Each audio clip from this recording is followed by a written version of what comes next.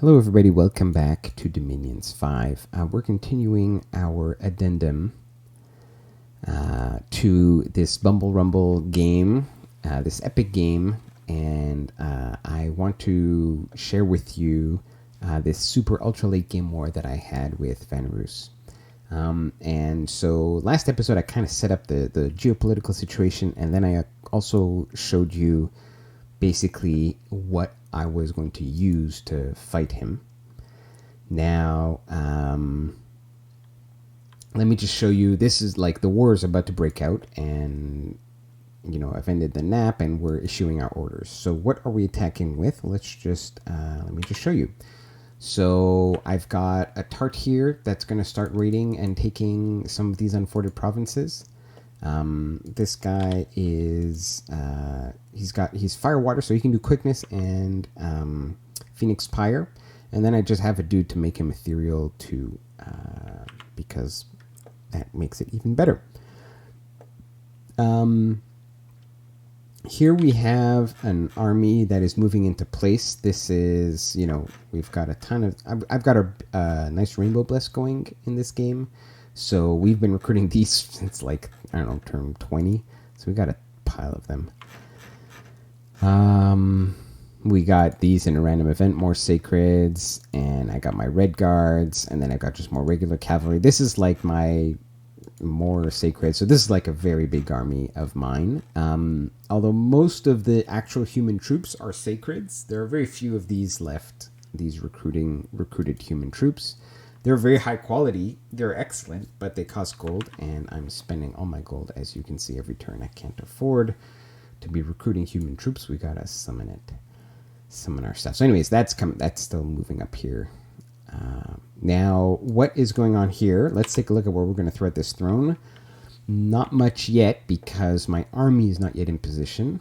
I am just clearing out the PD on top with a little thug. So this fellow has Death 3, Nature 2, Blood 2, which is pretty sweet.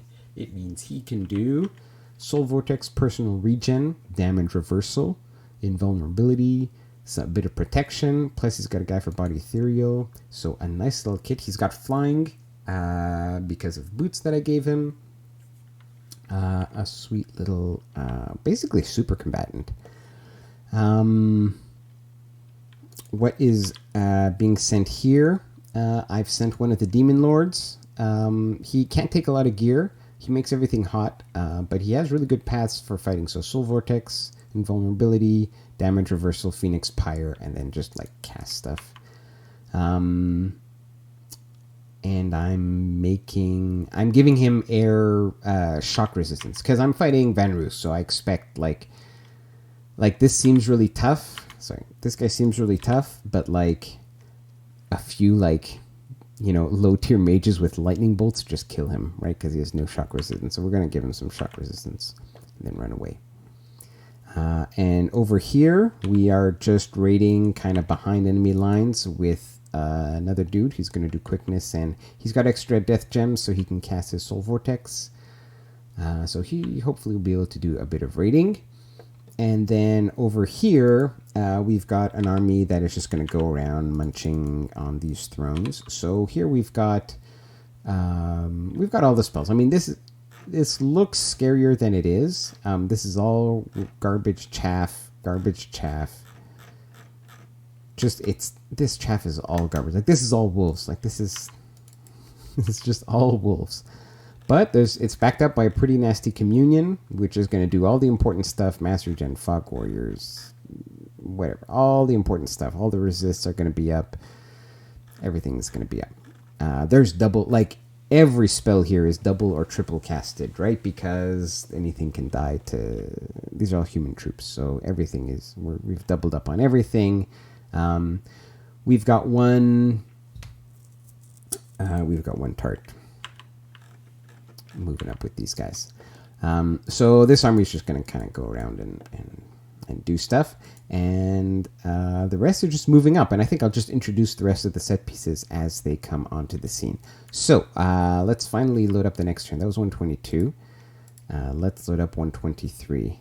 Now, some of these battles are not going to be exactly as they occurred the first time because of different paths.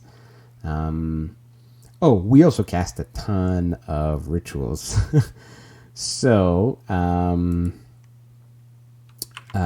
of the main nice things about having all the demon lords, you have tons of high blood summons and high blood casters, and we just spam assassination. So we're just killing off their mages. We're just killing these guys.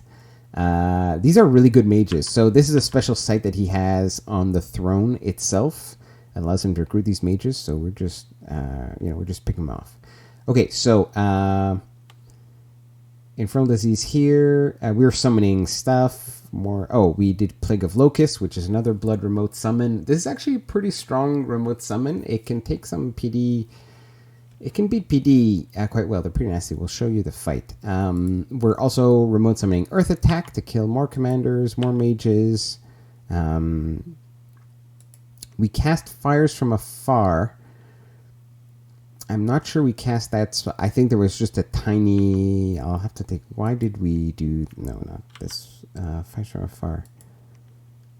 Oh, right. It wasn't worth doing the Flames from the Sky because there are only a few mages in here, so we just did Fires from Afar. Army of Dead, Dark Knowledge, Call of the Winds. Oh yeah, we did a few Call of the Winds. This is an opening salvo. Normally I wouldn't do a lot of Call of the Winds. It's not very sustainable. Okay, Call of the Wild. Infernal Disease, killed another dude. Okay, and then battles. So we'll just kind of like go through these. Okay, this is the remote, this is a remote summon attack. And he just had PD and my dude Swan.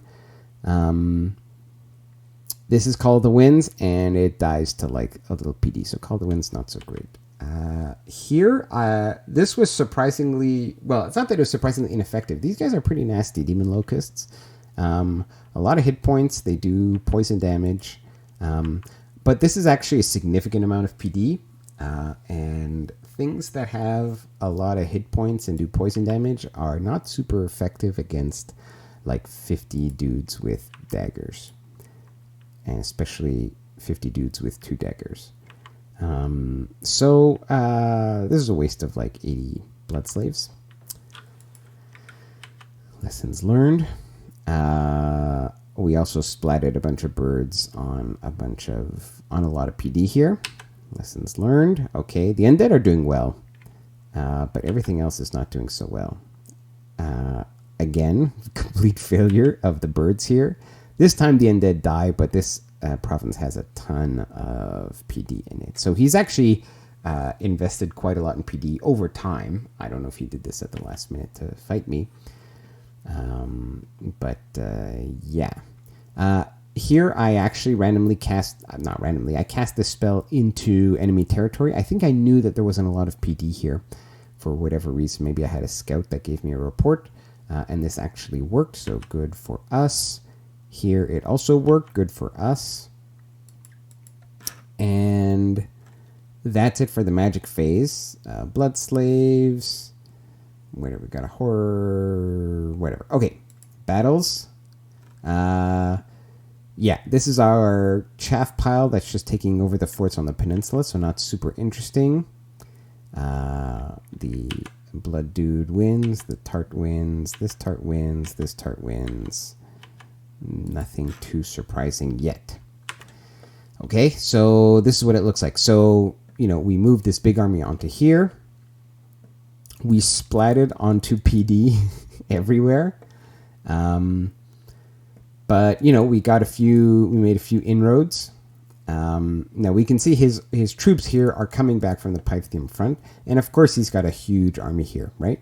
So what have we got planned for this turn? So this army here is splitting up. Half of the army is actually storming the fort.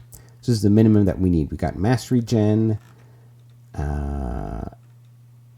Actually, that's it. I was very lazy. It's just mass regen with some chaff. Pretty sure this is going to work. And then we're just moving on with another pile. We got a one-turn crack these forts. Boom, boom, boom, boom, boom. Go all the way around. That's the plan anyways.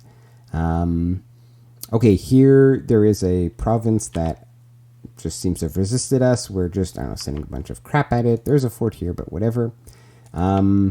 We are just keeping a presence on top of this fort with our only successful bird. this tart is going to go over here to do some more raiding. We got this province, and it turns out it has a lab in it. That's going to make it a very useful staging point for us. This fort we got with our blood demon, our blood lord. So it is time to siege it down. So we are moving. This is the kind of army I was talking about. We're moving on top a pile of completely throwaway chaff. One lady who's doing, she's going to be part of the communion here. She's doing Mastery Gen Growing Fury, and then Communion Master. I for some reason couldn't find enough Communion slaves to come here, so he's got to work a little hard to get Army of Lit up, but he will. So this is going to siege this down and take it out. Now, the reason for raiding this first is that it will hide the army that I move on top. So I'm moving this army on top, and he won't know exactly what is on the army unless he pings it with a scout. So what we have is, and I'm expecting it to get nuked by fires from the sky, which is why I'm not bringing a lot of valuable stuff. Now, I've got a few, we're going to have to wager something, right? These mages, some of these mages that I'm bringing, like this nature mage, is protected. This will survive fires from the sky. This one, I don't think it will. This one either. So I'm looking at this in hindsight, and I'm like, yeah, I could have done a little bit better. But this is enough to like beat a medium army that's going to try to dislodge me. The problem is I don't have like my big chaff pile isn't here yet, so I'm just not ready to try to siege this down officially. We're gonna just try to take provinces that aren't forted. Here we're gonna raid here. We're gonna raid here. We're just moving. We're moving our armies forward. We're deploying. That is pretty much it. Now there's a lot of rituals that are going to be cast next turn, so let's get right to it. This was 123. Let's go to 124.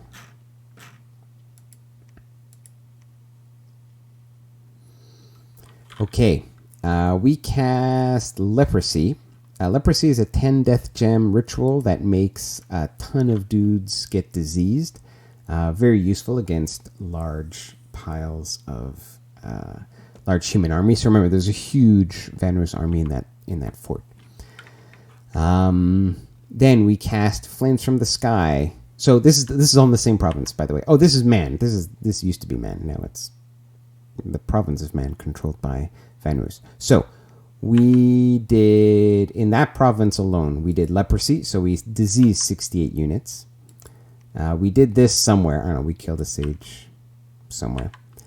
Then we killed 69 units. By the way, a ton of his stuff is, so he's got mages. He has human mages, so they're just going to die to Flames from the Sky. His units, though, like a lot of his corpse constructs, he's got a lot of that as chaff. That really doesn't die to Flames from the Sky if you only cast it once. But what if you cast it a second time? Now 99 units get killed. What if we cast it 3 times? 83 units get killed. And then we remote assassinate more dudes. Oh, he has a Vanabug who survives. Okay, but let me explain this. So, Flames from the Sky is going to target 50% of the units in a province, and each unit will then get a fire attack. Okay, now if you have only humans, basically they die because it's an AP, like I forget, I think it's 15 AP fire damage. Humans die unless they have like really high protection or fire resistance. So if it's like just a bunch of human mages, 50% of the mages would just die from this. Now if you cast it a second time, let's say you had 100 mages, like my geomancers. Let's say I have a problem with 100 geomancers. Somebody casts Flames from the Sky, 50 of them die. But the other 50 that didn't die, well, I say 50 of them die. That's not quite true. Like 40 of them die, right? So 50 of them were just never touched. So they're still going to be at full HP. But of the 50 that got hit, most of them get completely overkilled. And a few of them, I got lucky on the roll and they didn't quite die. Now there are like 60 guys left alive. 10 of them are wounded. The next Flames from the Sky hits. It's going to target half of those 60 that are left alive. Rough numbers, obviously, right? So 30 are still going to be untouched, you know, and the other 30 are basically going to die, except not all 30 are going to die. Some of them are going to survive because they'll get lucky, except if they were the guys that were lucky the first time, and if they get lucky, if they even take a small amount of damage the second time, they will die. So for humans, if you're only fighting humans, you get diminishing returns casting more and more Flames from the Sky. But if you're fighting things that have a lot of hit points, like size 3 dudes, basically stuff that has like 20 to 30 hit points, the more you cast up to a certain point, the more effective it becomes. Because if you have a pile of dudes with like 20 hit points or 25 hit points, one Flames from the Sky is going to do nothing. I mean, it's going to maybe get a few lucky kills, but mostly it's just going to do a ton of damage. It'll soften the army up if you're going to have a fight that turn, but other than that, it's not going to do much. If you cast a second Flames from the Sky, then remember, half of the guys on the first round never even got touched. So on the second round, half of these targets, half of these victims are going to be guys that were never touched in the first case, and they have 25 hit points. They're going to take a bit of damage. They don't care. But then half of this is going to target guys who got hit the first time, and those are now, you know, have been victim of 2 Flames from the Sky. Now, is that enough to kill them? That depends on what the target is. But you can see that each time we cast an additional Flames from the Sky, the victim pool is more and more vulnerable. And I actually, for another game, not for this one, but for another game, I actually wrote a little bit of code because I was trying to figure out, I was actually fighting Ocelots, and Ocelots have, you know, are nasty. They have 33 hit points. And I, you know, calculated in that game, it turned out that, you know, casting 4 or 5 Flames from the Sky on a province that had a huge stack of Ocelots actually made it worth it. Like, that's 150 fire gems, but it killed hundreds of Ocelots, which, you know, which cost, like, I think 450 or, you know, 400 to 500 blood slaves to summon. So to me, that math was, like, to me, it was worth it at that point in the game if you do about 1 gem for 3 blood slaves, and also just for strategic reasons, it was also worth it. But, so in other words, at that, you know, I did the math, and casting 4 or 5 Flames from the Sky killed about 40% of the Ocelots in that province. If you cast, so let's say 4 kills 40%, just for a round number. Casting 1 doesn't kill 10%. Casting 1 kills nobody, right? So you do have to stack them up. Anyways, so I stack them up a little bit here. Now let's look at the actual battles here. So he's, of course, counter-raiding me. He's not going to sit still. He is an elf nation after all. So what is he attacking? This guy, horticulturalist. When I'm invading somebody, I'm just going to put 1 PD there, just so he can't take it back with his scout, but to force him to work a little bit. So he got some clockwork horrors. This cost him a bit of earth gems. Good for you. Okay, this is me taking another province on the peninsula. Not super important. Okay. Let's watch this. This is like exactly what I was talking about, right? So he is trying to liberate a force. He had these mages inside a fort. They must have been researching. And this is a fort that I have been sieging down with my pile of garbage chaff, okay? So what do we have? We have a bunch of whatever guys with 1 tentacle who are starving, a bunch of garbage wolves, and we've got like 8 mages, okay? I showed you this army not too long ago. Now over here, he's got like 20 mages. He's got a vampire. He's got a Bane, Astral, pile of gems here. He's got 2 vampires. I stand corrected. Blood slaves. And he's got a nice front line of corpse constructs.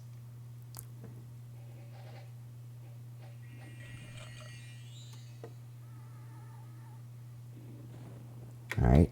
Now he's piling up. He's going to do, I don't know, there's like some commune here. Oh, he casts Storm, so he can do air with these guys. So he's going to try to do some air Air evocations with these mages, which makes sense, right? Get a bunch of corpse constructs in front, do air evocations. Perfectly reasonable, right? Look, it's melting through the wolves, except, like, yeah, but we don't care. Like, sure, like, these wolves are free. By the way, I don't know if... so he's just, like, murdering these guys. Now, I think, actually, I don't see Berserk. I don't think Berserk has gone off yet. Oh, now Berserk goes off. Okay, so this is a little late casting it. So he melts all my wolves and they all run away before Berserker goes off. Now, Berserker, you have to take damage for it to trigger, and a Thunderstrike is going to one-shot kill you anyways. So we could still route to, like, morale issues. But now my guys are going to start taking, like, a little bit of shock damage here, whatever. They'll take, like, AoE damage from the Thunderstrike. And now, like, these wolves, he doesn't care. He's got 99 morale, 20 protection, regeneration. You don't have enough fatigue to Thunderstrike all of this. You have to literally kill each unit, right? Like, yeah, Thunderstrike's a nice spell. Yeah, sure, air elementals, whatever, man. Yeah, lightning, okay, keep going. You gotta kill each one. None of these are gonna run away. Oh, and they have 20 protection, so the only way you're gonna kill him is with, like, Thunderstrikes. Lightning bolts aren't enough, because lightning bolts don't one-shot them, and they've got mass regen on. So they're just gonna heal, like, one little hit point at a time.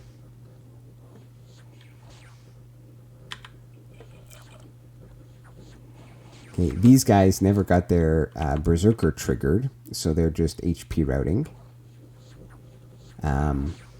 My army officially routes because of an HP route, except I've got Communion slaves here, so they're just kind of going to sit still. Meanwhile, like 15 Berserk wolves and triple tentacle dudes have completely eaten all of their mages, killed their vampires, and yeah, nobody told these guys that we had routed, and so we lose like nothing. This literally costs nothing. We kill Shaman, 2 Vampire Lords, 19 Sages of Vidima, whatever that was, and 38 Corpse Constructs. So that is the plan. Okay, now we're not going to have that success everywhere. We did get a Moonvine Bracelet, that's nice. We are getting raided. Counter-raided. Oh, this guy's actually leading a bunch of dudes. He doesn't have anything. I thought he might have some gear. Okay, we kill a scout. He pings us here. I don't know what this was, but okay. Vampire Lords. Let's take a look at what he's using this to reclaim his land. Because again, a lot of his stuff was out of position. You can tell this guy used to be a blood searcher. He's strapped on a little bit of gear, so he's just using it to reclaim the land that I took. Here comes our Tart. This Tart was actually moving to attack somebody, but he attacks our province with only mages. I don't know if this was like his army got lost somewhere, but anyways. He does communions, powers of the sphere, earth power, gifts from heaven. Okay. I guess this was his plan, was to try to kill this guy with gifts from heaven, which is not a terrible idea. Unfortunately, this guy, gifts from heaven, has terrible precision. Also, this guy has Phoenix Pyre up, so even if he did die, like you need 3 gifts from heaven. You need a lot of gifts from heaven to actually kill this guy because he has some ridiculous amount of hit points. There is another problem, which is that now I'm here. So that means that your gifts of heaven, could have killed themselves. Now, unfortunately, I'm right next to them, and so they've petrified him. And they're doing paralyze and all sorts of nasty things. They're not really doing any damage, but every time he gets petrified, there is a chance that he dies when the petrify ends. But only if he fails an MR check, and he's got pretty good MRs, so... Yep.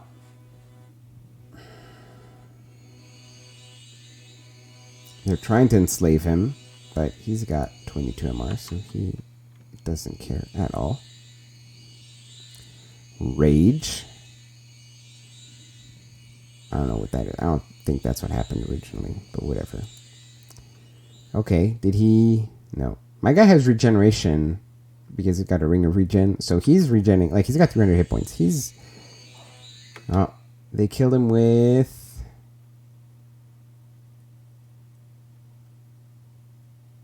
I don't know. It must have been the Petrify that got him. Or something. Anyways, he pops up here. But the Phoenix Pyre AoE actually just kills, like, all the mages. Anyways, so that was a really awkward battle. We kill a lot of the mages. That was somewhere up here. Yeah, that was here. Okay, a bunch of birds killed a little bit of PD. This remote spell does not work because we've got an Archdevil here. Let's take a look at him.